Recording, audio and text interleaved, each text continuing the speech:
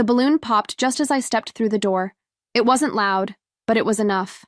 Enough to make every head turn, enough to make my mother drop the deviled egg she was arranging. The porcelain platter shattered on the floor like ice, cracking over a frozen lake, and there I was, standing in the middle of my sister's baby shower, very much alive. My mother's lips parted, but no words came out. My father, who hadn't looked shocked since 1997, stared at me like I'd crawled out of a coffin. Someone gasped, someone whispered. My sister clutched her belly as if I were something dangerous. They looked at me like I was a ghost, but I wasn't. I was just the daughter they declared dead. It started 6 years ago. I had just turned 24 and gotten the opportunity of a lifetime. A full scholarship to study digital design in Berlin. For me, it was freedom. For them, it was betrayal. "You're abandoning your culture," my mother spat, flinging my acceptance letter across the table. "No good woman leaves her family behind," my father muttered, not even looking me in the eye. I begged. I explained. I cried.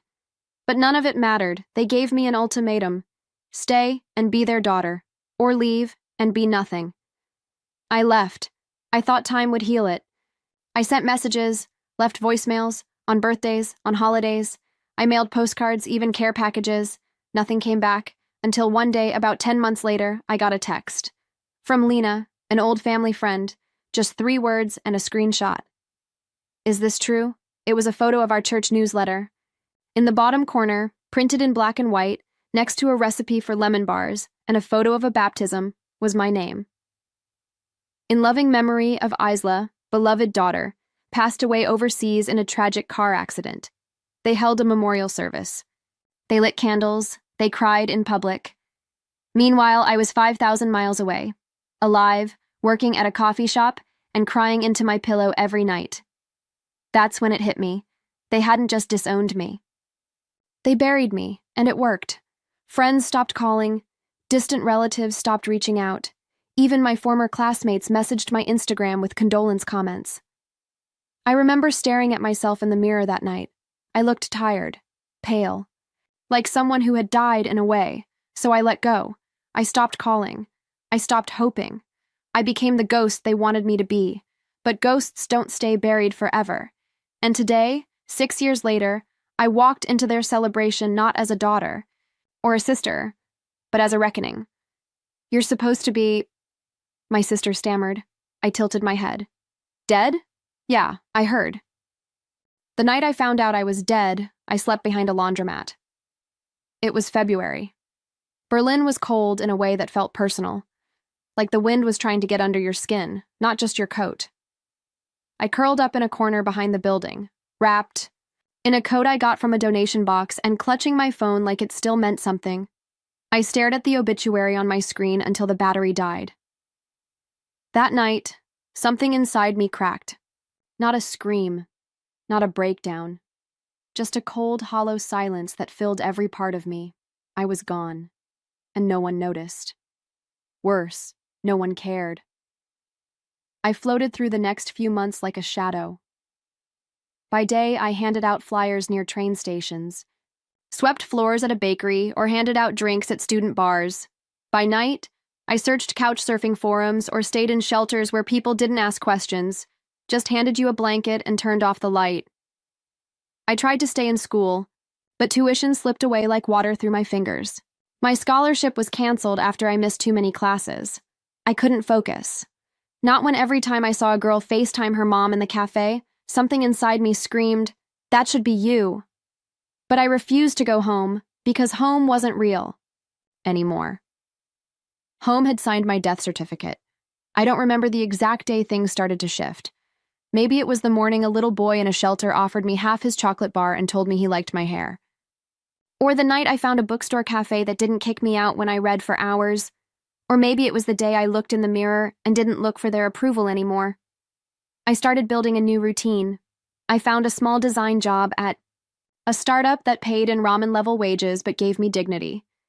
I took night classes again, this time, slowly, on my own terms. I moved into a flat the size of a closet, with pipes that moaned louder than the neighbors, and a toilet that needed prayer to flush, But it was mine. Every spoon, every cracked mug, every sticky note over the stove, mine. I dyed my hair. I changed my name. I deleted every trace of the girl I used to be. If they wanted her dead, so be it. I buried her myself, and in her place, I built someone new. 5 years passed. I became someone no one in my family would recognize. I spoke 3 languages. I freelanced for international brands. I could walk through Berlin with confidence, not caution. I laughed again, rarely, but genuinely. I wasn't healed, not completely, but I was alive. For real this time. Then one night, I got a message from Lena, the cousin, the only one who had ever hesitated at my funeral. "It's really you, isn't it?" she wrote. "They said you died, but I never believed it." I stared at the screen, my heart beating too fast, too loud. Then came the second message. "Your sister's baby shower is next weekend. Everyone will be there. Even them. Even them." I didn't respond at first. I stared at those words for hours.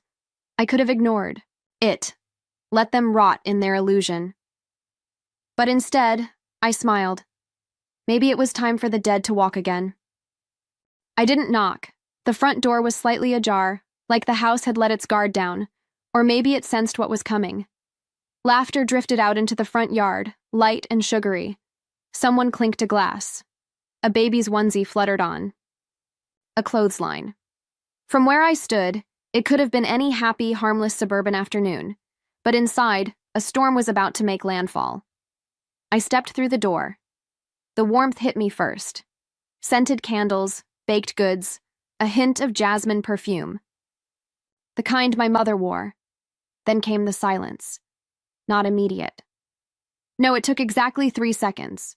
One woman near the snack table looked up. Her eyes squinted, confused, then widened. Her plastic fork froze mid-air. Then she tapped another woman's shoulder, then another. By the time I reached the center of the living room, it was like a domino line had collapsed in slow motion. Every single head had turned. Every single mouth was half open, and then I saw her, my sister, pregnant, glowing, dressed in soft pink and pearls, one hand on her belly, the other holding a cupcake with a blue pacifier topper. When she saw me, the cupcake fell. Splat. Right.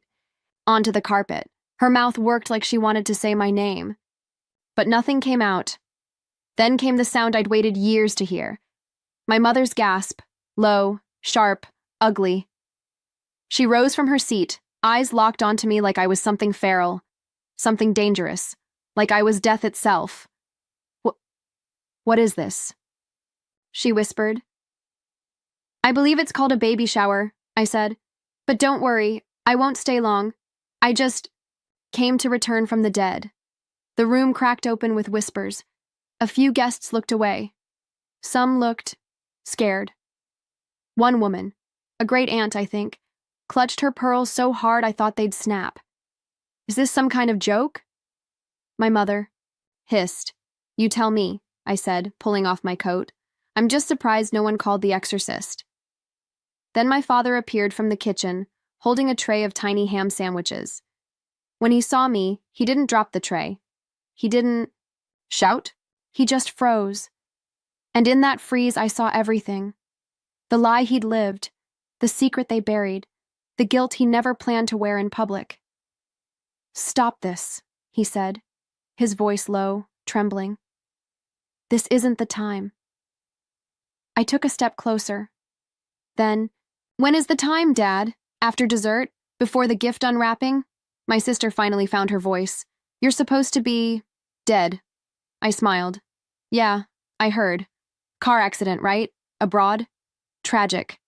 My mother's voice cracked like glass. "We thought you were gone." "No," I said, letting the silence fall heavy between us. "You hoped I was." The air was thick now. No one moved. No one dared breathe too loudly. Even the baby in someone's arms had gone quiet, like it understood something sacred was unraveling.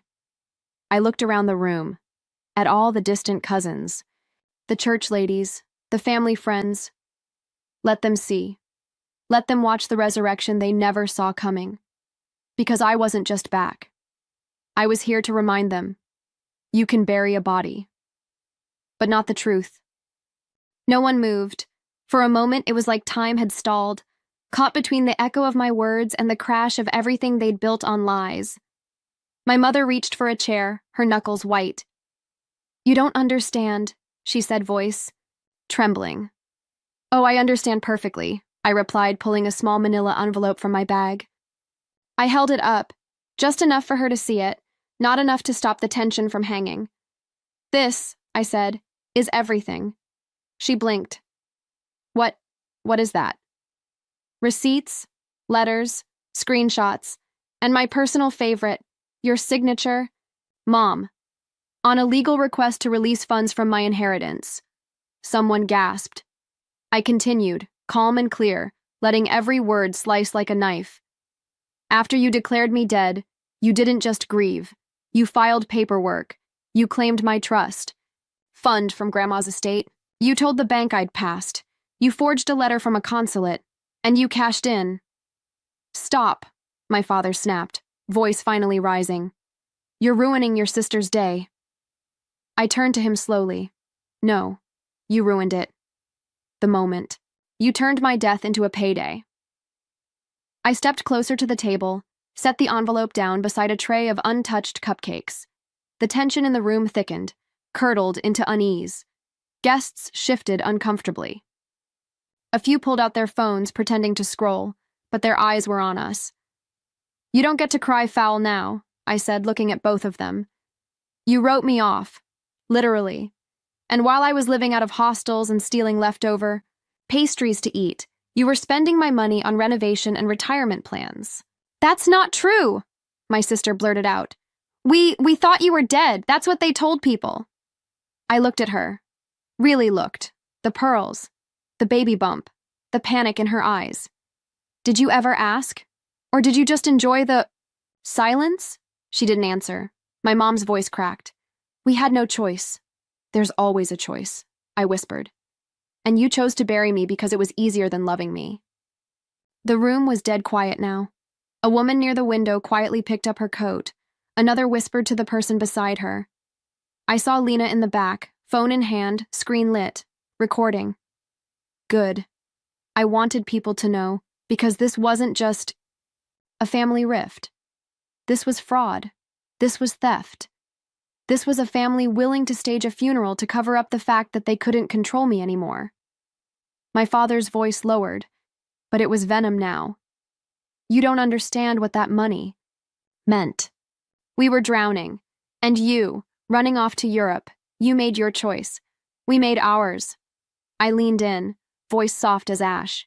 You didn't just kill me, you robbed me, and then you celebrated like it never happened. My mother let out a choked sob. Please, we didn't know how to undo it. You don't. I stepped back, straightened my coat, and looked around at the silent room. Eyes wide, hands frozen mid-bite. One woman had tears in her eyes, and they weren't for my family. I picked up the envelope again, just as a cupcake tower wobbled behind me. I came here to remind you of one thing, I said, loud enough for everyone to hear. I'm not dead, but after today, your secrets are. And with that, I walked toward the door, but I wasn't finished, not yet. I should have left right then, but I didn't. I stood there, hand on the doorknob, letting the silence crawl back in like fog. Behind me, my mother was still crying. Quiet, broken sobs that sounded more like guilt than grief. My father hadn't moved. My sister sat down slowly, like her knees had forgotten how to hold her weight. Good. Let them sit with it. Let them feel the funeral they threw for me start to turn real. I turned back to the table, reached into my bag, and pulled out one final card. Literally a business card.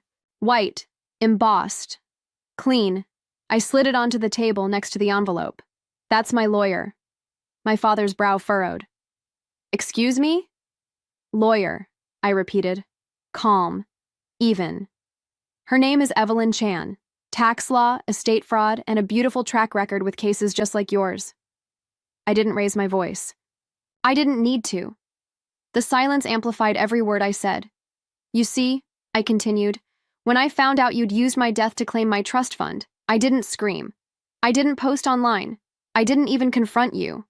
I looked my father dead in the eyes. I investigated. He blinked. My mother made a sound, half gasp, half denial. I had a feeling you wouldn't just erase me emotionally. That would have been too merciful. No, you needed something out of it. Something big. I tapped the envelope gently. And then I found it, the financial records, the false statements, the forged consulate letter. My sister finally spoke, voice shaking. This can't be legal. You can't just, I cut her off. What you did isn't legal. What I'm doing, that's justice. My cousin Lena, God bless her, stepped closer, still holding her phone. I got all of it, she whispered. Video, audio, reactions. If you need it for court, my mom's head snapped toward her. You were recording this? Lena didn't flinch. You declared your daughter dead for money. Yeah, I'm recording. Gasps rippled around the room. Someone stood up. Another woman grabbed her purse like she suddenly remembered she had somewhere else to be. The house that once felt like a shrine to appearances was crumbling. My father's voice dropped, cold and sharp. Do you realize what you're doing? I smiled. Yes, I'm making sure the people who killed me on paper finally face consequences in real life. I turned back to Lena. Send that to Evelyn. Tell her it's time. My mother's voice cracked like glass. Please, don't.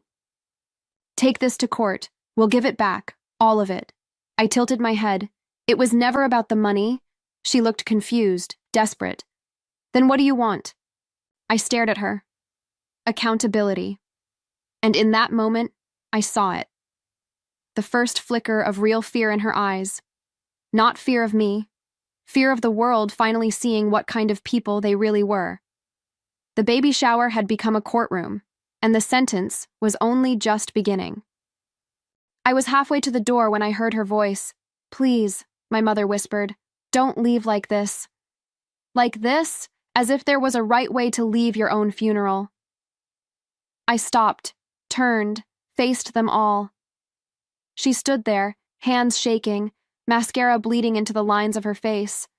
For a second, just a second, I saw the woman who used to braid my hair before school, who made me soup when I had the flu, but that woman had died long before I ever did. You don't have to do this, she said. We can fix it. My laugh was quiet, almost kind. Fix it? I repeated. You buried me. You forged my death. You stole my future and handed it out like party favors. My father stepped forward, arms stiff at his sides. We're still your family. I looked him in the eye. No, you're not.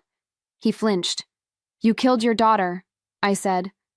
That girl? She's gone. You made sure of it. I let the words hang, let them feel it, let them taste the grief. They pretended to feel years ago. The guests were silent now, completely still, as if the room itself didn't dare breathe. My sister opened her mouth, but nothing came out. Not even a defense, not even a lie. She knew, they all knew, and maybe for the first time in their lives, they couldn't spin the story in their favor. I took one last look at them, not with hate, not with pity, just detachment. I didn't come here for revenge, I said. I came to speak truth, in front of everyone you lied to. I reached for the door. My hand didn't shake this time. Behind me, my mother whispered again, soft, desperate. But we love you.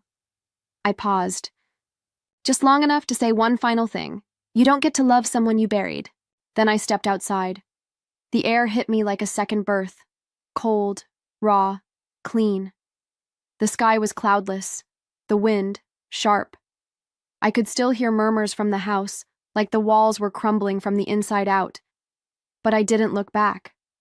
I walked, down the path, past the baby decorations and the blue balloons, past the car I used to wash every Sunday morning before church, past the place I used to call home, and I smiled. because I wasn't just alive, I was free. Revenge wasn't the point. Freedom was.